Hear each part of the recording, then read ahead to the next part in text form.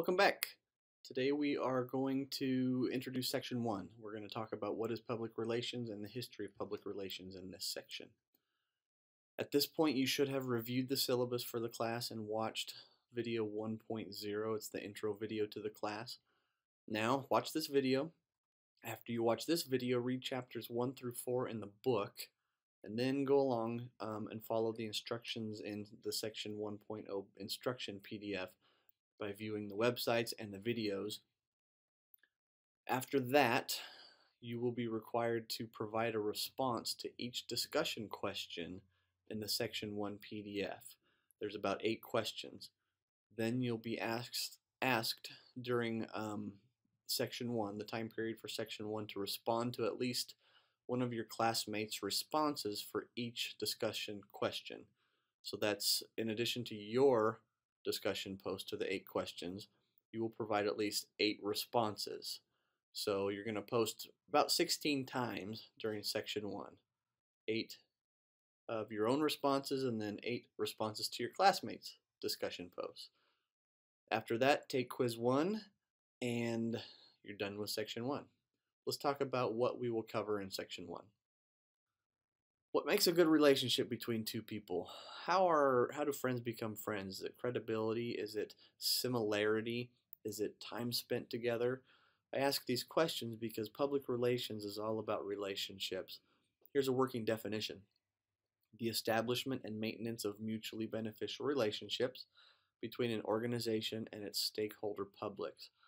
Michael Jordan and Scottie Pippen, one of the people say that they couldn't have been successful without each other.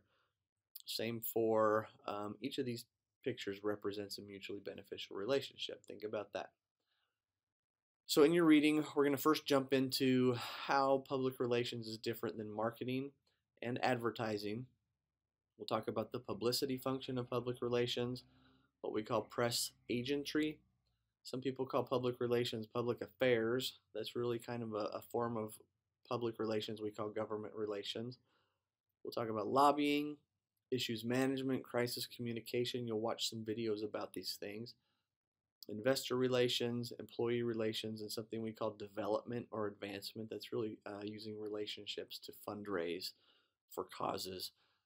This first section, section 1, will give a brief overview about each of these things.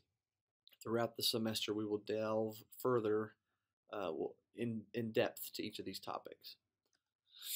So in your reading, you'll see that we'll talk about whose job public relations is in an organization. Is it the CEO? Is it just an intern's job? We'll learn that PR is a management function. It shouldn't be the first thing to go in hard economic times. We'll discuss why. We'll also learn about in this section who make up the public relations workforce in the United States. Where do we work? Demographics, who are we? How much money do we make? Is there a glass ceiling for women, and what are we doing to overcome that? What do we do on a day-to-day basis? Writing is the #1 job.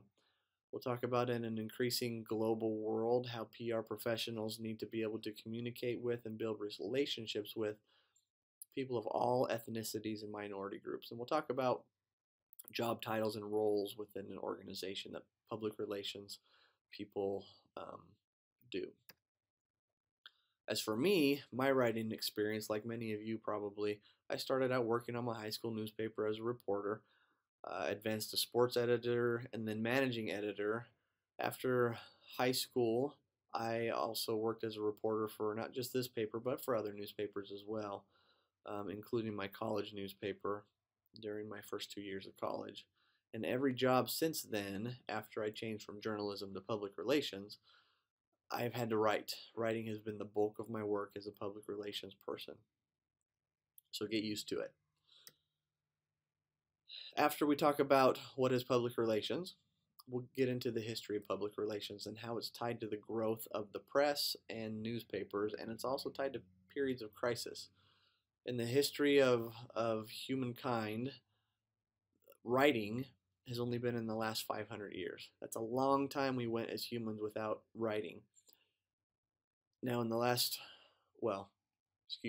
writing was the last 5,000 years. Mass media was the last 500 years, as you can see in this graphic here. Writing was invented back here, but the movable type printing press was Johannes Gutenberg about 500 years ago. Since that time, lots of different forms of mass media have been produced, which have facilitated the invention of public relations. Public relations in the United States can trace its beginnings back to the American Revolution and people like Sam Adams, Alexander Hamilton, rallying support for the American Revolution, and even the ratification of the Constitution through symbolism and through partisan press. We will next get into what we call the modern era of public relations, monopolies, and who they hired to help them, such as Ivy Lee. And Arthur Page, we'll talk about him and his contribution to public relations, and then we'll get into the civil rights movement and the contributions of people like Martin Luther King Jr. and Emmett Till and their contribution to the practice of public relations and how public relations helped facilitate the civil rights movement here in the United States. That will be section 1. I know that's a brief overview. Get into the reading. I think you'll enjoy it. I'm looking forward to your discussion posts and to our having a conversation about what is public relations and the history of public relations. If you have any questions, again, email me. Don't hesitate to call me. Looking forward to talking with you.